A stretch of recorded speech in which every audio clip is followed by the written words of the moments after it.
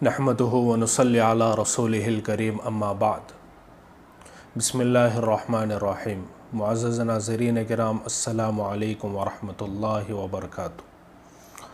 अल्लाह ताला की करोड़ों रहमतें नाज़िल हो हुसैन बिन अली रज़ियल्लाहु अन्हुमा पर, जिन्होंने मैदान करबला में अपनी और अपने ख़ानदान वालों की क़ुरबानी देकर क़यामत तक आने वाली उम्मत पर एहसान अज़ीम फ़रमाया है। दीन इस्लाम के लिए आप रज़ियल्लाहु अन्हु के सब्र व इस्तिक़ामत से सबक लेने की ज़रूरत है। इसी ज़रूरत के पेश नज़र आप रज़ियल्लाहु अन्हु की शहादत का मुस्तनद वाक़या इख्तिसार और जामियत के साथ इंशाअल्लाह आज मैं ज़िक्र करूँगा, ताकि हमें इस बात का खूब अच्छी तरह एहसास हो कि दीन हम तक कितनी क़ुरबानियों के बाद पहुँचा है। हज़रात सहाबा किराम और अहले बैत रिज़वानुल्लाहि अलैहिम अजमईन ने इसलिए पहुँचाया है कि इस पर अमल किया जाता रहे। खलीफ़ा चाहरुम हज़रत अलीउल मुर्तज़ा रज़ियल्लाहु अन्हु की शहादत के बाद हज़रत हसन रज़ियल्लाहु अन्हु के हाथ पर बैअत की गई। आप रज़ियल्लाहु अन्हु 6 माह के बाद हज़रत मुआविया रज़ियल्लाहु अन्हु के हक़ में दस्तबरदार हो गए और उनके हाथ पर ख़ुद भी बैअत की, और हज़रत हुसैन रज़ियल्लाहु अन्हु ने भी बैअत कर ली। हज़रत मुआविया रज़ियल्लाहु अन्हु का अपने अहद में हसनैन करीमैन रज़ियल्लाहु अन्हुमा से इंतहाई मोहब्बत भरा ताल्लुक़ रहा है। आप रज़ियल्लाहु अन्हु दोनों का बहुत ज़्यादा एज़ाज़ व इकराम फ़रमाया करते थे। इन्हें मरहबा कहते और कीमती अतियात से इनकी खिदमत में हदिया दिया करते थे। हज़रत मुआविया रज़ियल्लाहु अन्हु की वफ़ात के बाद यज़ीद तख्त नशीन हुआ। यज़ीद ने इक़्तिदार संभालते ही वाली मदीना वलीद बिन उतबा बिन अबी सुफ़ियान को ख़त लिखा कि हुसैन बिन अली, अब्दुल्ला बिन उमर और अब्दुल्ला बिन ज़ुबैर रज़ियल्लाहु अन्हुम को मेरी बैअत करने पर मजबूर करो और इस मामले में इन्हें मोहलत ना दो। वलीद ने अब्दुल्ला बिन उमर बिन उस्मान रज़ियल्लाहु अन्हु को भेजा कि जाओ हुसैन बिन अली और अब्दुल्ला बिन ज़ुबैर रज़ियल्लाहु अन्हुम को मेरे पास लेकर आओ। उसने जाकर दोनों को वाली मदीना का पैगाम पहुँचाया। हज़रत हुसैन रज़ियल्लाहु अन्हु चंद जवानों के साथ वलीद के पास पहुँचे। वलीद ने यज़ीद का ख़त आपके सामने रखा, जिसमें हज़रत मुआविया रज़ियल्लाहु अन्हु के इंतकाल की ख़बर भी थी और अपनी बैअत की ख्वाहिश का इजहार भी किया था। उस ख़त में हज़रत हुसैन रज़ियल्लाहु अन्हु ने हज़रत मुआविया रज़ियल्लाहु अन्हु की वफ़ात पर बहुत ज़्यादा अफ़सोस किया और बैअत वाले मामले को फ़रामोश कर दिया। दूसरी तरफ हज़रत अब्दुल्ला बिन ज़ुबैर रज़ियल्लाहु अन्हु अपने भाई जाफ़र रज़ियल्लाहु अन्हु को साथ लेकर रातों रात मदीने से मक्का मुकर्रमा तशरीफ़ ले गए। हज़रत हुसैन रज़ियल्लाहु अन्हु ने भी मदीना से मक्का मुकर्रमा की तरफ सफ़र शुरू किया, और हज़रत हुसैन रज़ियल्लाहु अन्हु जब मदीना से मक्का की तरफ जा रहे थे तो रास्ते में अब्दुल्ला बिन मुती रज़ियल्लाहु अन्हु मिले। पूछा कि कहाँ का इरादा है। हज़रत हुसैन रज़ियल्लाहु अन्हु ने फ़रमाया कि अभी मैं मक्का मुकर्रमा जा रहा हूँ, उसके बाद इस्तिखारा करूँगा कि कहाँ जाऊँ। अब्दुल्ला बिन मुती रज़ियल्लाहु अन्हु ने अर्ज़ की कि आप मक्का मुकर्रमा ही में रहें, इसमें खैर है। कूफ़ा की जानिब रुख ना करें, वहाँ के लोगों ने आपके वालिद से वफ़ा नहीं की, आपसे भी वफ़ा नहीं करेंगे, लिहाजा आप वहाँ पर ना जाएं। अलगर्द हज़रत हुसैन रज़ियल्लाहु अन्हु भी मक्का मुकर्रमा पहुँच गए। यज़ीद को जब ये मालूम हुआ कि दोनों हज़रात मदीने से चले गए हैं तो उसने मदीने के हाकिम वलीद बिन उतबा बिन अबी सुफ़ियान को माज़ूल कर दिया और उनकी जगह अम्र बिन सईद अशदक़ को हाकिम मदीना मुक़र्रर कर दिया। उसकी फ़ौज में हज़रत अब्दुल्ला बिन ज़ुबैर रज़ियल्लाहु अन्हु का भाई अम्र बिन ज़ुबैर भी था। बाज़ मामलात की वजह से दोनों भाइयों में शदीद इख्तिलाफ़ होता था। अम्र बिन ज़ुबैर ने पहले तो इन लोगों को तशद्दुद का निशाना बनाया जो हज़रत अब्दुल्ला बिन ज़ुबैर रज़ियल्लाहु अन्हु के हामी थे। उसके बाद वाली मदीना अम्र बिन सईद अशदक़ के मशवरे से 2000 का लश्कर लेकर मक्का मुकर्रमा की तरफ रवाना हुआ ताकि हज़रत अब्दुल्ला बिन ज़ुबैर और हज़रत हुसैन रज़ियल्लाहु अन्हु को गिरफ़्तार कर सके। اس موقع پر ابو شریح خزاعی نے عمرو بن سعید کو اس کام سے روکا کہ اس سے مکہ کی حرمت پامال ہوگی۔ لوگ حرم میں پناہ گزین ہیں، ان کی گرفتاری کے لیے فوج بھیجنا اللہ کی مقرر کردہ حدود کو توڑنا ہے جو کہ حرام ہے، مگر عمرو بن سعید نے کوئی بات نہ مانی۔ عمرو بن زبیر 2000 کا لشکر لے کر مکہ مکرمہ کی طرف روانہ ہوا۔ مکہ سے باہر ایک جگہ پڑاؤ ڈالا اور اپنے بھائی حضرت عبداللہ بن زبیر رضی اللہ عنہ کو پیغام بھیجا کہ مجھے یزید نے حکم دیا ہے کہ آپ کو گرفتار کروں، لیکن میں مکہ مکرمہ میں لڑائی جھگڑے کو مناسب نہیں سمجھتا، اس لیے آپ خود کو میرے حوالے کر دیں۔ حضرت عبداللہ بن زبیر رضی اللہ عنہ نے اپنے لوگوں کو مقابلے کے لیے بھیجا۔ انہوں نے عمرو بن زبیر اور اس کے لشکر کو شکست دی۔ حضرت حسین رضی اللہ عنہ یہاں 3 سے 4 ماہ تک قیام فرمایا۔ کوفہ کے لوگوں کو جب معلوم ہوا کہ حضرت معاویہ رضی اللہ عنہ انتقال فرما گئے ہیں اور یزید تخت نشین ہوا ہے، حضرت حسین رضی اللہ عنہ اور حضرت عبداللہ بن زبیر رضی اللہ عنہ نے یزید کی بیعت کرنے سے انکار کر دیا ہے، تو وہ لوگ کوفہ میں سلیمان بن سرد کے مکان پر جمع ہوئے۔ حضرت حسین رضی اللہ عنہ کو خط لکھا کہ آپ ہمارے پاس تشریف لے آئیں، ہم سب آپ کے ہاتھ پر بیعت کرنے کو تیار ہیں۔ اس کے بعد خطوط کا ایک طویل سلسلہ شروع ہوا جن میں یزید کی شکایات، اس کے خلاف اپنی حمایت و نصرت اور حضرت حسین رضی اللہ عنہ کے ہاتھ پر بیعت کرنے کا یقین دلایا گیا تھا۔ خطوط کے ساتھ ساتھ کوفہ والوں کے چند وفود بھی حضرت حسین رضی اللہ عنہ کے پاس روانہ کیے گئے تھے۔ آپ رضی اللہ عنہ نے اپنے چچا زاد حضرت مسلم بن عقیل رضی اللہ عنہ کو کوفہ کی طرف بھیجا اور ان کے ہاتھ ایک خط بھی اہل کوفہ کے نام لکھا، جس کا مضمون یہ تھا کہ بعد السلام مسنون، مجھے آپ لوگوں کے خطوط ملے جس سے حالات کا اندازہ ہوا۔ میں اپنے معتمد چچا زاد حضرت مسلم بن عقیل رضی اللہ عنہ کو آپ کے پاس بھیج رہا ہوں تاکہ وہ حالات کا جائزہ لے کر مجھے بذریعہ خط مطلع کریں۔ ان کی طرف سے حالات کی بہتری کی اطلاع آئے گی تو میں کوفہ ضرور آؤں گا۔ جب مسلم بن عقیل رضی اللہ عنہ کوفہ پہنچے، یہاں کے حالات سے اندازہ لگایا کہ لوگ یزید سے نفرت کرتے ہیں اور حضرت حسین رضی اللہ عنہ کی بیعت کے لیے بہت زیادہ بے چین ہیں۔ یہ دیکھ کر حضرت مسلم بن عقیل رضی اللہ عنہ نے حضرت حسین رضی اللہ عنہ کے لیے بیعت لینا شروع کر دی۔ چند دنوں میں صرف کوفہ کے تقریباً 18,000 افراد نے حضرت حسین رضی اللہ عنہ کے لیے بیعت کر لی۔ حضرت مسلم بن عقیل رضی اللہ عنہ کو یہ اطمینان ہو گیا کہ حضرت حسین رضی اللہ عنہ تشریف لائیں تو پورا عراق ان کی بیعت کر لے گا۔ حجاز مقدس کے لوگ پہلے ہی سے ان سے محبت کرنے والے اور تابعدار ہیں، اس لیے ملت اسلامیہ کے سر سے یزید کی مصیبت ختم ہو سکتی ہے، ایک صحیح اور مضبوط ریاست قائم ہو سکتی ہے جس میں اسلام کی سر بلندی، تقوی، انصاف اور امن ہوگا۔ ان مبارک خواہشات اور حالات کے پیش نظر انہوں نے حضرت حسین رضی اللہ عنہ کو خط لکھا کہ حالات سازگار ہیں، آپ تشریف لائیں۔ جب یہ خط حضرت حسین رضی اللہ عنہ کی طرف لکھ دیا گیا، خط حضرت حسین رضی اللہ عنہ کو پہنچا، آپ نے کوفہ کی طرف سفر کرنا شروع کر دیا۔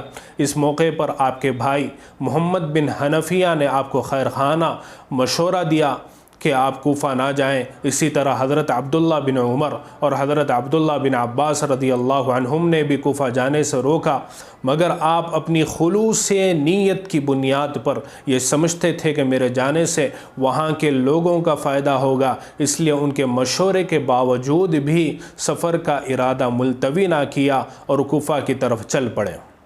آپ سفر میں تھے کہ کوفہ کے حالات نے پلٹا کھایا۔ یزید کو معلوم ہوا کہ حضرت نعمان بن بشیر رضی اللہ عنہ جو کوفہ کے حاکم ہیں، ان کی موجودگی میں حضرت مسلم بن عقیل رضی اللہ عنہ حضرت حسین رضی اللہ عنہ کے لیے بیعت لے رہے ہیں، تو اس نے حضرت نعمان بن بشیر رضی اللہ عنہ کو معزول کر دیا۔ اس کے بعد عبداللہ بن زیاد کو کوفے کا حاکم مقرر کر دیا اور اس کی طرف یہ خط لکھا کہ فوراً کوفہ جاؤ، حضرت مسلم بن عقیل کو کوفہ سے نکالو یا اسے گرفتار کر کے میرے پاس لے آؤ یا قتل کر دو۔ عبید اللہ بن زیاد نے کوفہ کا حاکم بنتے ہی حضرت مسلم بن عقیل رضی اللہ عنہ کو تنگ کرنا شروع کر دیا۔ حالات ایسے بن گئے تھے کہ ابن زیاد کے سپاہی حضرت مسلم بن عقیل رضی اللہ عنہ کو گرفتار یا پھر قتل کرنے کے لیے کوفہ کے گلی کوچوں میں پھر رہے تھے۔ مسلم بن عقیل رضی اللہ عنہ پہلے مختار بن ابی عبید کے گھر میں مقیم تھے۔ مخبری ہوئی تو ہانی بن عروہ کے گھر میں چلے گئے، وہاں سے بلال کے گھر پہنچے۔ جب بلال نے محسوس کیا کہ ہم پکڑے جائیں گے تو اس نے بھی مخبری کر دی۔ ابن زیاد نے محمد بن اشعث کی زیر قیادت 70 افراد کا دستہ گرفتاری کے لیے بھیجا۔ حضرت مسلم بن عقیل رضی اللہ عنہ سے کہا کہ میں آپ کو پناہ دیتا ہوں، اپنی جان کو ہلاک نہ کرو، یہ لوگ تمہارے چچا زاد بھائی ہیں، یہ تمہیں قتل نہیں کریں گے۔ 70 افراد کا تنہا مقابلہ کرتے کرتے جب حضرت مسلم بن عقیل رضی اللہ عنہ زخمی ہو کر ایک دیوار کے ساتھ ٹیک لگا کر بیٹھے، ان کو ایک سواری پر سوار کر دیا گیا اور ہتھیار لے لیے گئے۔ حضرت مسلم بن عقیل رضی اللہ عنہ نے فرمایا کہ یہ پہلی عہد شکنی ہے کہ امن دینے کے بعد ہتھیار چھینے جا رہے ہیں۔ اس موقع پر حضرت مسلم بن عقیل رضی اللہ عنہ روئے۔ محمد بن اشعث نے تسلی دی کہ فکر نہ کریں، آپ کے ساتھ کوئی ناخوشگوار واقعہ پیش نہیں آئے گا۔ حضرت مسلم بن عقیل رضی اللہ عنہ نے فرمایا کہ میں اپنے لیے نہیں روتا بلکہ حضرت حسین بن علی رضی اللہ عنہ کے لیے رو رہا ہوں کہ جن کو میرا خط مل چکا ہوگا اور وہ چند دنوں میں کوفہ پہنچنے والے ہوں گے اور یہاں پہنچ کر تمہارے ہاتھوں اس مصیبت میں گرفتار ہوں گے جس میں اس وقت میں گرفتار ہوں۔ محمد بن اشعث کو کہا کہ آپ نے مجھے پناہ دی ہے لیکن حالات ایسے ہیں کہ آپ بے بس ہو جاؤ گے، مجھے قتل کر دیا جائے گا۔ کم از کم میری ایک بات مانو کہ ایک قاصد حضرت حسین رضی اللہ عنہ کی طرف بھیجو جو ان کو میری اس حالت کی اطلاع کر دے اور ان کو میرا یہ پیغام دے کہ آپ اپنے قافلے والوں کے ہمراہ واپس لوٹ جائیں، کوفہ نہ آئیں۔ محمد بن اشعث نے حضرت مسلم بن عقیل رضی اللہ عنہ سے وعدہ کیا کہ میں قاصد حضرت حسین رضی اللہ عنہ کی طرف بھیجتا ہوں۔ چنانچہ اپنے وعدے کے مطابق ایک شخص کو حضرت حسین رضی اللہ عنہ کی طرف بھیجا۔ حضرت حسین رضی اللہ عنہ اس وقت مقام زیالہ تک پہنچ چکے تھے۔ یہاں ان کو حضرت مسلم بن عقیل رضی اللہ عنہ کا پیغام ملا۔ اس کے باوجود آپ نے ارادہ ملتوی نہ کیا بلکہ آگے کی جانب بڑھتے رہے۔ محمد بن اشعث حضرت مسلم بن عقیل رضی اللہ عنہ کو امان دے کر ابن زیاد کے دربار میں لایا اور ابن زیاد سے کہا کہ میں نے ان کو پناہ دی ہے۔ ابن زیاد نے غصے سے کہا کہ میں نے تمہیں امان دینے کے لیے نہیں بلکہ گرفتار کرنے کے لیے بھیجا تھا، اور حضرت مسلم بن عقیل رضی اللہ عنہ کو چنانچہ قتل کر دیا گیا۔ اللہ کی کروڑوں رحمت نازل ہو حضرت حسین بن علی رضی اللہ عنہما کے سفیر حضرت مسلم بن عقیل رضی اللہ عنہ پر، جنہیں ابن زیاد نے شہید کر دیا۔ کوفیوں کی غداری اور حضرت مسلم بن عقیل رضی اللہ عنہ کی شہادت کی اطلاع حضرت حسین بن علی رضی اللہ عنہما کو اس وقت ہوئی جبکہ آپ مکہ مکرمہ سے نکل کر کوفہ کے بالکل قریب پہنچ چکے تھے۔ دوسری طرف حاکم مکہ نے یزید کو اسی وقت یہ اطلاع بھیج دی تھی کہ جب حضرت حسین رضی اللہ عنہ مکہ سے روانہ ہوئے تھے، یزید نے عبید اللہ بن زیاد کی طرف پیغام بھیجا کہ حسین بن علی رضی اللہ عنہما کوفہ آ رہے ہیں، خبردار رہنا۔ جس راستے سے حضرت حسین رضی اللہ عنہ تشریف لا رہے تھے، اسی راستے پر ابن زیاد نے فوجی دستے مقرر کر دیے تاکہ حسین بن علی رضی اللہ عنہما کو گرفتار کر کے میرے پاس لے آئیں۔ ابن زیاد نے اپنی فوج کے ایک افسر حسین بن نمیر کو آگے بھیجا کہ قادسیہ پہنچ کر حضرت حسین رضی اللہ عنہ سے مقابلے کی خوب تیاری کریں۔ حضرت حسین رضی اللہ عنہ جب مقام حاجر تک پہنچے تو آپ نے کوفہ والوں کے نام ایک خط لکھا اور قیس بن مسہر رحمۃ اللہ علیہ کے ہاتھ ان کی طرف روانہ کیا۔ اس خط میں اپنی آمد کی اطلاعات دی اور اہل کوفہ نے جس کام کے لیے خطوط بھیجے تھے اس کام کو پورا کرنے کی ہدایت دی۔ بن مسہر رحمۃ اللہ علیہ جب یہ خط لے کر قادسیہ پہنچے تو ابن زیاد کے سپاہیوں نے انہیں گرفتار کر لیا اور ابن زیاد کے پاس بھیج دیا۔ ابن زیاد نے قیس بن مسہر رحمۃ اللہ علیہ سے کہا کہ میری قصر عمارت کی چھت پر چڑھ کر حضرت حسین رضی اللہ عنہ پر سب و شتم اور لعن و طعن کرو۔ حضرت بن مسہر کو قصر عمارت کی چھت پر چڑھایا گیا، لوگ جمع کیے گئے۔ حضرت قیس بن مسہر رحمۃ اللہ علیہ نے چھت پر چڑھ کر بلند آواز میں پہلے اللہ کی حمد و ثنا بیان کی، اس کے بعد حضرت حسین رضی اللہ عنہ کے فضائل بیان کرتے ہوئے فرمایا کہ اے کوفہ والو، حضرت حسین رضی اللہ عنہ کے نبی حضرت محمد صلی اللہ علیہ وسلم کی صاحبزادی سیدہ فاطمہ الزہرا رضی اللہ عنہا کے بیٹے اور لخت جگر ہیں، اس وقت خلق خدا میں سب سے بہتر انسان ہیں۔ میں ان کی طرف سے تمہارے پاس بھیجا ہوا قاصد ہوں، وہ مقام حاجر تک تشریف لا چکے ہیں، آپ لوگ آگے بڑھ کر ان کا استقبال کریں اور ان سے جو وعدہ کیا تھا اس کو پورا کریں۔ اس کے بعد ابن زیاد کو سخت کوسا، حضرت علی رضی اللہ عنہ کے لیے دعائے مغفرت کی۔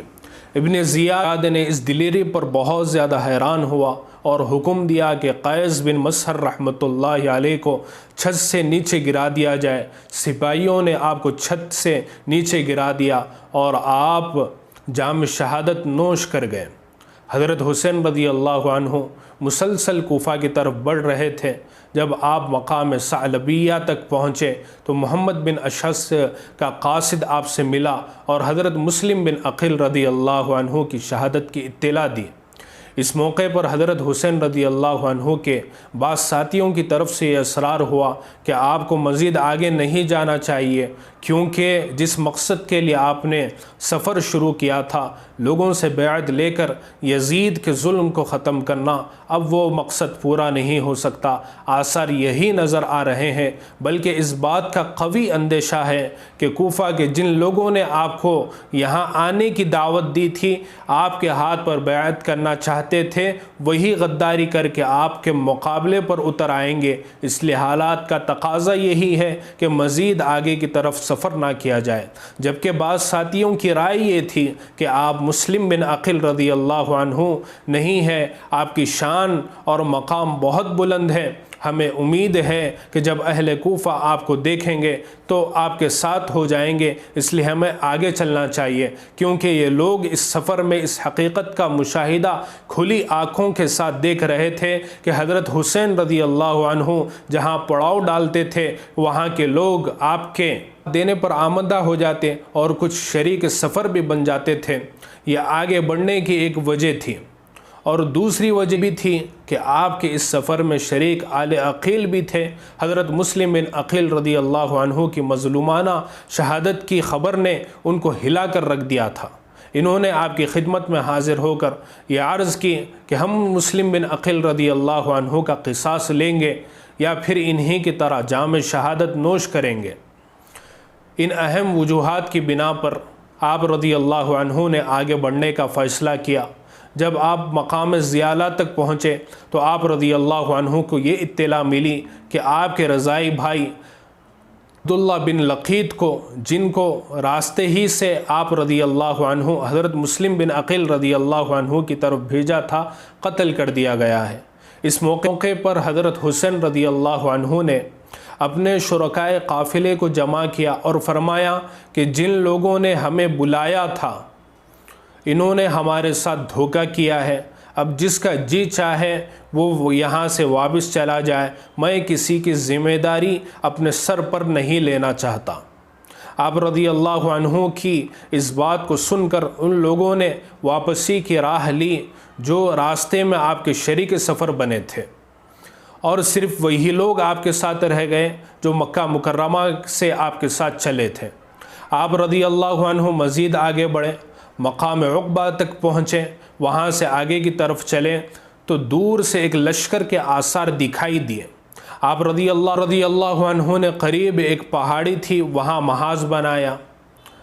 ابھی انہی تیاریوں میں مصروف تھے کہ حرب بن یزید بن معاویہ بن ابی سفیان کا بیٹا نہیں ہے۔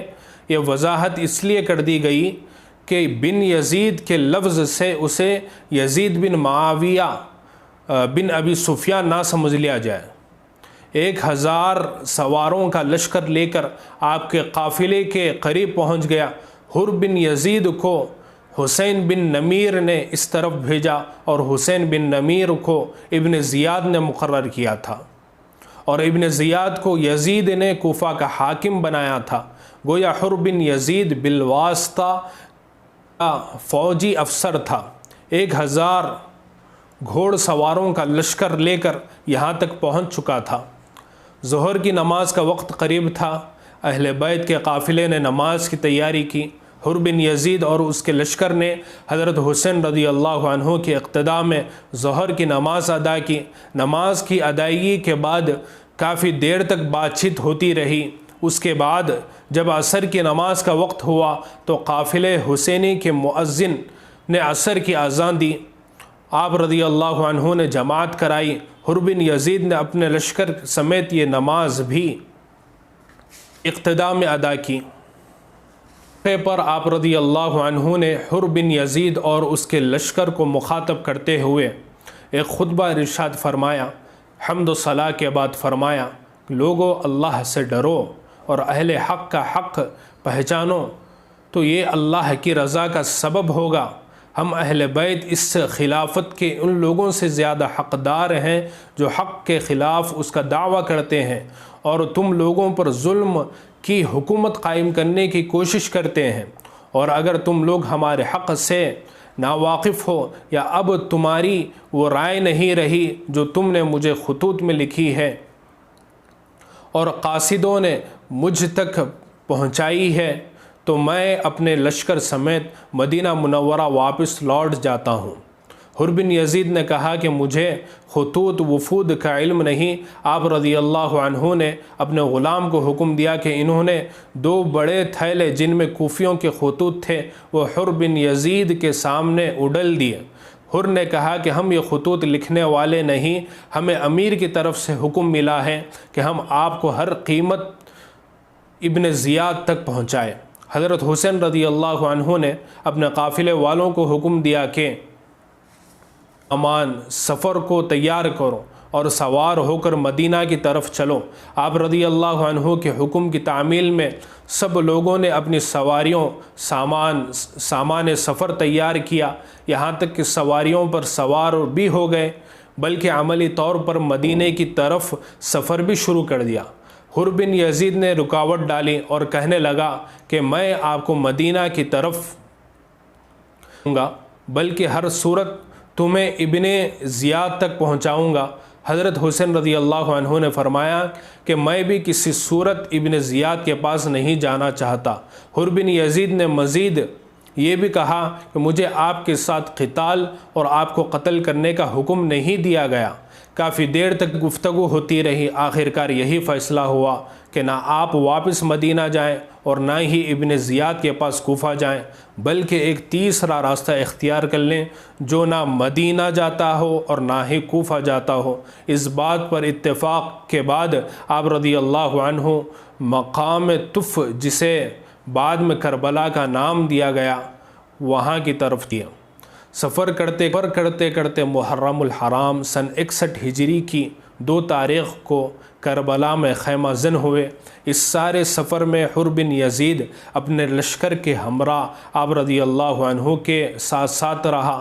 سفر کے دوران آپ رضی اللہ عنہ جو خطبے ارشاد فرماتے، یزید بہت متاثر ہوا۔ اسی دوران ابن زیاد کا قاصد حر بن یزید کے پاس آیا اور ایک خط حوالے کیا جس میں حر بن یزید کو یہ پیغام دیا گیا تھا کہ میرا یہ خط تمہیں جہاں ملے تم اسی جگہ رک جاؤ اور حسین پر میدان تنگ کر دو، ایسی جگہ پر انہیں روکو جہاں پانی نہ ہو، میں نے اپنے قاصد کو یہ حکم دے دیا ہے کہ وہ اس وقت تک تمہارے ساتھ رہے گا جب تک کہ تم میری بات پوری نہیں کر لیتے۔ حر بن یزید نے اس خط کا مضمون حضرت حسین رضی اللہ عنہ کو سنا دیا اور عرض کیا کہ میں مجبور ہوں۔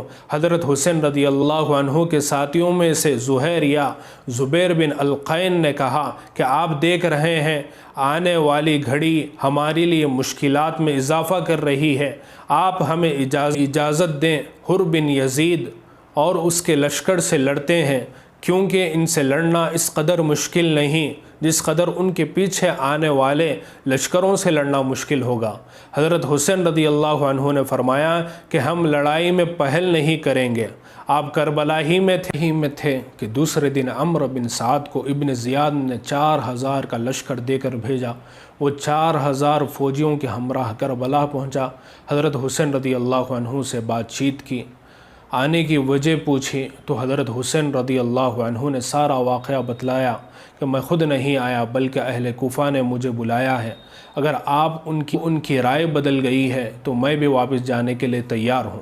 عمرو بن سعد نے حضرت حسین رضی اللہ عنہ کی رائے سے ابن زیاد کو بذریعہ خط آگاہ کیا کہ آپ رضی اللہ عنہ واپس جانے کو تیار ہیں۔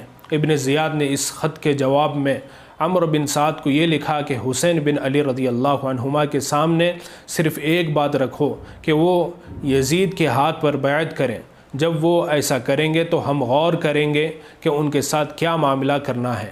عمرو بن سعد کو مزید لکھا کہ حسین بن علی رضی اللہ عنہما اور ان کے قافلے والوں پر پانی بند کر دو۔ حسب حکم آپ رضی اللہ عنہ اور قافلے پر پانی بند کر دیا گیا۔ یہ آپ کی شہادت سے 3 دن پہلے کا واقعہ ہے۔ آپ رضی اللہ عنہ نے اپنے بھائی عباس بن علی رضی اللہ عنہما کو حکم دیا کہ کچھ افراد کو ساتھ لے کر جاؤ اور پانی کے مشکیزیں بھر لے آؤ۔ انہوں نے 30 سوار اور 30 پیادہ لوگوں کو ساتھ لیا۔ عمرو بن سعد کی فوج سے مقابلہ کرتے ہوئے بالآخر 20 مشکیزیں پانی کے بھر لے آئے۔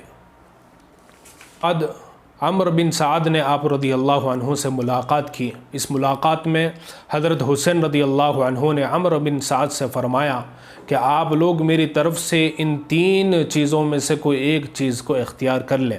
نمبر 1، میں جہاں سے آیا ہوں مجھے وہاں مدینہ منورہ واپس جانے دیا جائے۔ نمبر 2، مجھے موقع دیا جائے کہ میں یزید سے اس معاملے میں بالمشافہ بات کر سکوں۔ نمبر 3، میں اسلام کی سرحدوں میں سے کسی سرحد کی طرف جانا چاہتا ہوں، مجھے جانے دیا جائے تاکہ وہاں اسلام کی حفاظت کر سکوں۔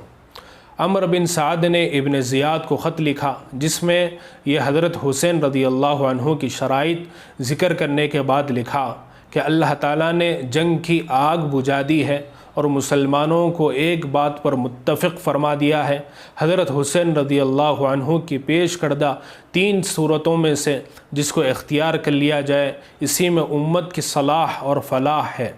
ابن زیاد کو جب یہ خط پہنچا تو وہ اس سے متاثر ہوا، لیکن بدقسمتی سے اس کے دربار میں شمر ذل جوشن نامی شخص بیٹھا ہوا تھا۔ اس کے دل میں اہل بیت کا بغض بھرا ہوا تھا۔ اس نے ابن زیاد کو کہا کہ آپ حسین بن علی کو مہلت دینا چاہتے ہیں اوت ہو کر تمہارے خلاف جنگ کر سکیں، اور وہ ابھی تمہارے ہاتھ سے نکل گئے تو وہ دوبارہ تمہارے ہاتھ نہیں آئیں گے۔ میں عمرو بن سعد کی ملی بھگت اور سازش کی بو آ رہی ہے، اس لیے آپ ایسے کریں کہ ایک مرتبہ آپ حسین بن علی رضی اللہ عنہما کو اپنے دربار میں بلا لیں۔ جب وہ آپ کے پاس آ جائیں تو آپ کی مرضی ہے، چاہے تو آپ معاف کریں یا یزید کی بیعت کرنے پر انہیں مجبور کریں یا انہیں سزا دیں۔ ابن زیاد نے شمر ذل جوشن کی رائے کو قبول کیا اور اسی مضمون کا خط عمرو بن سعد کو لکھا، اور یہ خط شمر ذل جوشن کے ہاتھ عمرو بن سعد کے پاس پہنچایا۔ مزید یہ بھی کی کہ عمرو بن سعد بات مان لے تو ٹھیک، ورنہ تم اسے قتل کر دینا اور اس کے بعد میری طرف سے لشکر کے امیر خود بن جانا۔ بعد السلام، میں نے تمہیں اس لیے نہیں بھیجا کہ تم جنگ سے بچو، ان کو مہلت دو یا پھر ان کی سفارش کرو۔ اگر حسین اور اس کے ساتھی میرے حکم پر صلح کرنا اور میرے پاس آنا چاہتے ہیں تو ان کو حفاظت کے ساتھ یہاں پہنچا دو، ورنہ ان سے فیصلہ کن جنگ کرو یہاں تک کہ ان کا قتل کرو، پھر ان کی لاشوں کو مسلح کرو، یعنی ان کے اعضائے جسم کو کاٹو، کیونکہ وہ اسی کے مستحق ہے۔ قتل کے بعد گھوڑوں کی ٹاپوں سے ان کو روند ڈالو۔ اگر تم نے میرے حکم کی تعمیل کی تو تمہیں ایک فرمانبردار کی طرح انعام ملے گا، اور اگر تم نے میرے حکم کی تعمیل نہیں کی تو لشکر چھوڑ دو اور لشکر کی قیادت شمر ذی جوشن کے حوالے کر دو۔ ایک کو شمر ذی جوشن عمرو بن سعد کے پاس پہنچا، اس کے سامنے ابن زیاد کا خط رکھا۔ عمرو بن سعد سمجھ گئے کہ شمر کی خباثت اور شرارت ہے۔ عمرو بن سعد نے شمر ذی جوشن سے کہا کہ تم نے بڑا ہی ظلم کیا ہے، مسلمانوں کا ایک بات پر اتفاق ہو رہا تھا، لیکن تم نے دوبارہ جنگ کی آگ بھڑکانے کی کوشش کی ہے، اور خط حضرت حسین رضی اللہ عنہ کے سامنے پیش کر دیا۔ حضرت حسین رضی اللہ عنہ نے ابن زیاد کی بات ماننے سے انکار کیا اور فرمایا کہ ذلت سے تو موت بہتر ہے۔ اسی دوران آپ کو خواب میں نبی پاک حضرت محمد رسول اللہ صلی اللہ علیہ وسلم کی زیارت ہوئی۔ آپ صلی اللہ علیہ وسلم نے فرمایا کہ اب آپ ہمارے پاس آنے والے ہو۔ حضرت حسین رضی اللہ عنہ کی آواز بلند ہوئی۔ آپ کی ہمشیرہ سیدہ زینب بنت علی رضی اللہ عنہما آپ کے پاس آئیں۔ آپ رضی اللہ عنہ نے خواب سنایا جسے سن کر وہ رونے لگی۔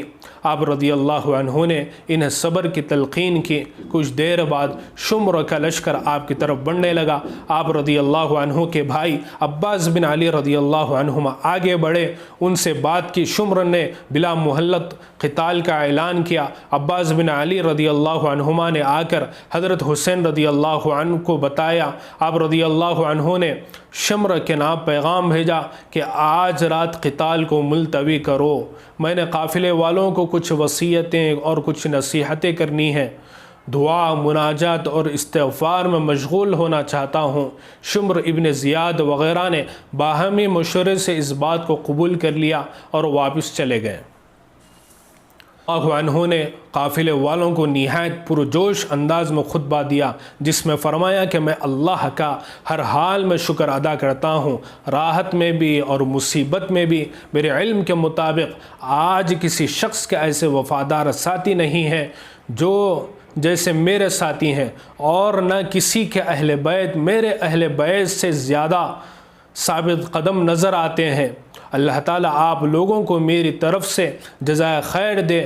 ہو سکتا ہے کہ کل کا دن ہمارا آخری دن ثابت ہو، اس لیے میری طرف سے اجازت ہے کہ آپ لوگ رات کی تاریکی میں یہاں سے دور چلے جائیں، میرے اہل بیت کو بھی ساتھ لے جائیں، کیونکہ دشمن صرف میرا طلبگار ہے، جب مجھے پالے گا تو دوسروں کی طرف متوجہ نہیں ہوگا۔ آپ رضی اللہ عنہ کے صبر و فقا نے وفاداری کا یقین دلاتے ہوئے کہا کہ ہم آپ کو اکیلا نہیں چھوڑ سکتے۔ اس موقع پر حضرت زینب رضی اللہ عنہما بے قرار ہو گئی تو آپ رضی اللہ عنہ نے انہیں تسلی دی اور صبر کی تلقین کرتے ہوئے بطور وصیت کے فرمایا کہ اے میری بہن، میں تمہیں خدا کی قسم دیتا ہوں کہ میری شہادت کی خبر سن کر تم سینہ کوبی نہ کرنا اور چلا چلا کر نہ رونا، یعنی نوحہ نہ کرنا۔ تمام حضرات نے اپنے رب کے حضور آہ وزاری کرتے ہوئے رات گزاری۔ دشمن کے مسلح سوار ساری رات خیموں کے گرد گھومتے رہے۔ آخر 10 محرم بروز جمعۃ المبارک فجر کی نماز کے بعد عمرو بن سعد اپنے لشکر کے ساتھ حضرت حسین رضی اللہ عنہ کے قافلے کی طرف بڑھنا شروع ہوا۔ آپ رضی اللہ عنہ نے بھی اپنے ساتھیوں کی صفیں قائم کی۔ 23 سوار اور 40 پیدل، کل 72 افراد تھے۔ عمرو بن سعد نے اپنے لشکر کو 4 حصوں میں تقسیم کیا، ہر ایک حصے کا الگ الگ امیر مقرر کیا۔ ان میں سے ایک حصے کا امیر حر بن یزید تھا، جو سب سے پہلے 1000 کا لشکر دے کر مقابلے کے لیے بھیجا گیا تھا۔ کافی دنوں سے حضرت حسین رضی اللہ عنہ کے ساتھ رہ رہا تھا۔ مقابلہ شروع ہوا تو حر بن یزید نے گھوڑے کی ایڑ لگائی اور لشکر حسینی میں شامل ہو گیا۔ حضرت حسین رضی اللہ عنہ سے عرض کی کہ میری ابتدائی غفلت اور آپ کو واپسی کا راستہ نہ دینے کے نتائج کو میں اپنی آنکھوں سے دیکھ رہا ہوں۔ قسم بخدا مجھے یہ اندازہ نہیں تھا کہ یہ لوگ آپ کے خلاف اس حد تک جا پہنچیں گے، نہیں مانیں گے۔ اگر مجھے یہ اندازہ ہوتا تو میں آپ کو راحت دے دیتا۔ مجھے معاف فرما دیجئے اور اپنے لشکر کا سپاہی سمجھیے۔ چنانچہ اسی میدان میں لشکر حسینی کا حصہ بن کر جام شہادت نوش کر گئے۔ عمرو بن سعد اپنے لشکر کے ساتھ حملہ آور ہوا۔ باقاعدہ طور پر لڑائی شروع ہوئی۔ یزیدی لشکر جو ابن زیاد، عمرو بن سعد اور شمر ذیلجوشن کی قیادت میں اہل بیت سے لڑ رہا تھا، ان کے متعدد افراد ہلاک ہوئے اور حضرت حسین رضی اللہ عنہ کے لشکر کے 72 افراد شہید ہوئے۔ دشمنوں نے انتہائی صفاقی اور بے دردی سے اہل بیت کرام رضوان اللہ علیہم اجمعین کے دودھ پیتے بچوں کو بھی خون میں نہلانے اور قتل کرنے سے دریغ نہ کیا۔ زرع بن شریک نے نواسہ رسول حضرت حسین رضی اللہ عنہ کے بائیں کندھے پر تلوار کا وار کیا، کمزوری سے پیچھے کی طرف ہٹے۔ سنان بن ابی عمرو بن انس نخعی نے نیزہ مارا، جس سے آپ رضی اللہ عنہ زمین پر گر پڑے۔ پھر اس نے آگے بڑھ کر آپ کے سر مبارک کو جسم سے جدا کر دیا۔ سردار کی راہ دیکھ رہی تھی، انتظار کر رہی تھی۔ 10ویں محرم کا ڈوبتا سورج اپنے ساتھ آفتاب اہل بیت کے وجود کو دنیا والوں سے اوجھل کر گیا، لیکن اس کی کرنیں تا صبح قیامت تک روشنی بکھرتی رہیں گی۔ حکم تھا کہ قافلے حسینی کی شہداء کو گھوڑوں کے ٹاپوں سے روند ڈالو۔ عمرو بن سعد نے چند سواروں کو اس کا حکم دیا، انہوں نے یہ بھی کر دیا اور اہل بیت کرام رضوان اللہ علیہم اجمعین کے مبارک اجسام کی بے حرمتی کرنے لگے۔ حمید بن مسلم اہل بیت کے شہداء کے مبارک سروں کو لے کر ابن زیاد کے دربار میں آئے۔